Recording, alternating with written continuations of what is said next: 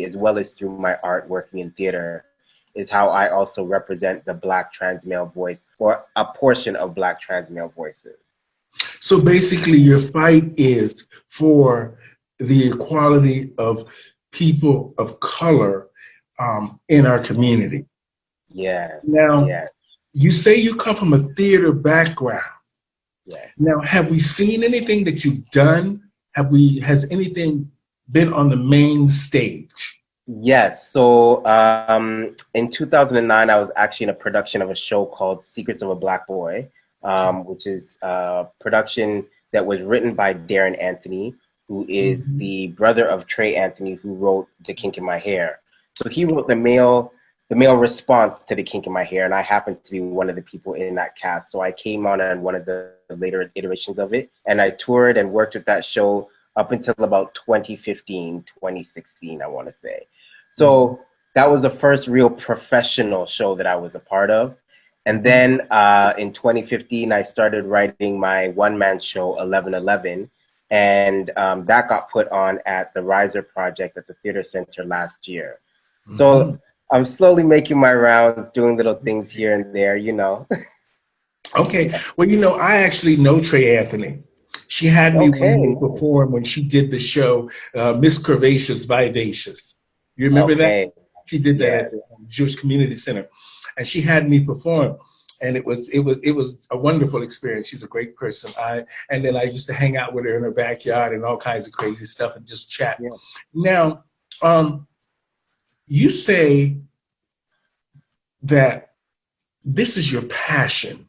Your Yeah. passion is advocacy. Mm-hmm. And Yeah. I also saw something where it says that you are a traditional healer. What does that Yeah. mean?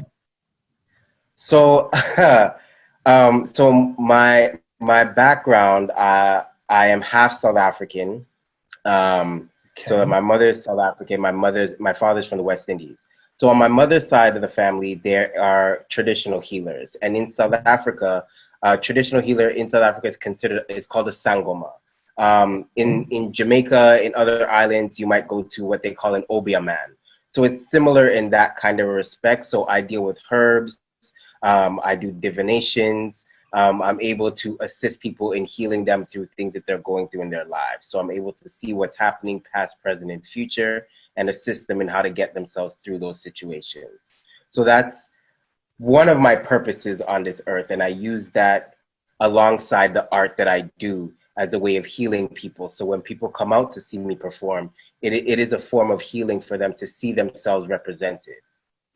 Okay. So are you an actor or a Yeah. performer? I'm a bit of everything. Okay. I call myself a Jamal of all hustles. I Okay. started out acting. That was initially all I wanted to do. And then, Hmm. of course, life leads you down a different path, and I started writing my own show. So I'm also a playwright. I stage manage for other artists as well, and production manage, Hmm. and slowly getting to directing. So I do a bit of everything, really. I Okay. do a bit of everything. So I would say I'm an artist more than Oh, anything. I always say I'm a starving artist. I'm trying to get there.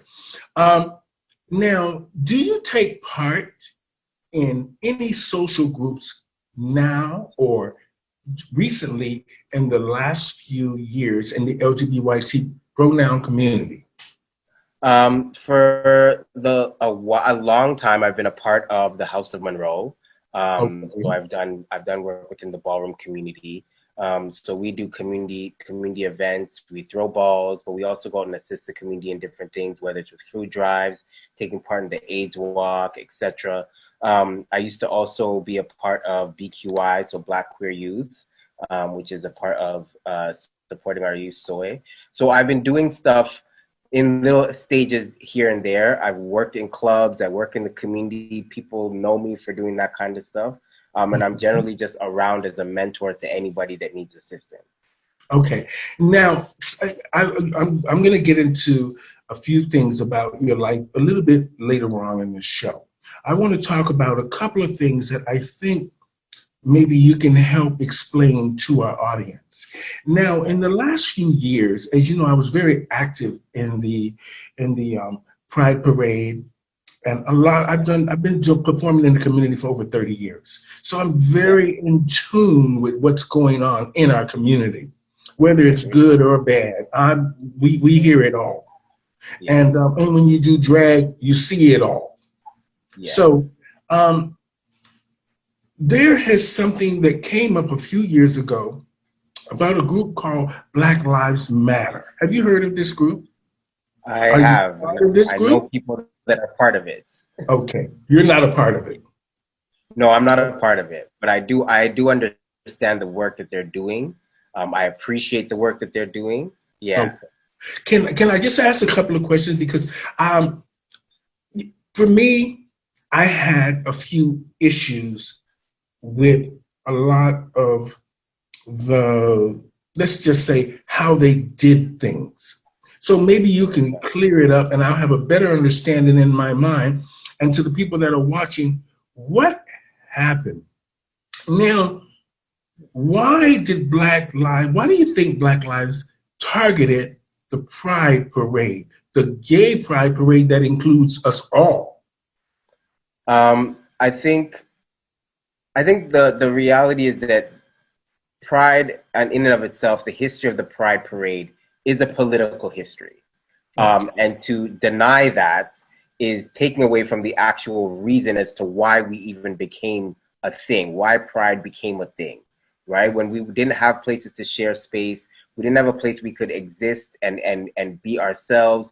It was a way of fighting back against a system that wanted to keep our entire existence in a closet, right? So finding a way for us to be proud about it was a beautiful thing, right? Hence the beginnings of the Pride Parade, or part of the beginnings of the Pride Parade. And I think over the years, Pride has become a very commercialized thing for Mm-hmm. a lot of cities, realistically. Mm-hmm. At the time, anytime any corporation realizes that there's a community that they can gain some form of relationship with in terms of being able to themselves as a company benefit, they'll Mm-hmm. find a way to assist that community as well. But sometimes it's self-serving. Not Okay. always, but sometimes it can be self-serving, Okay. right? Which is why there are some communities and some companies where when it's Pride, they have all their Pride flags out and they do all the promotions possible, but the rest of the year, there's nothing. You see nothing. They don't talk about it. Some of their customers even will look at queer people in those spaces as though we don't belong, right? Mm-hmm. Which becomes very hard to deal with, because then you're constantly feeling as though you have to be in a closet. In some way, shape, or form, society is trying to push you back in a closet, which isn't exactly fair, right?